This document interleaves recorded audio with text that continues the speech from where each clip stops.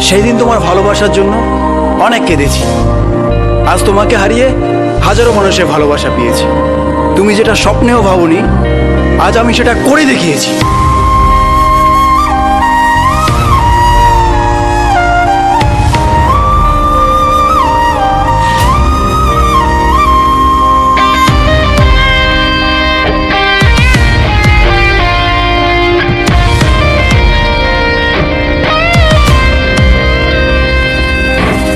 রাত নেমেছে মনের ঘরে, আধার 12 মাস।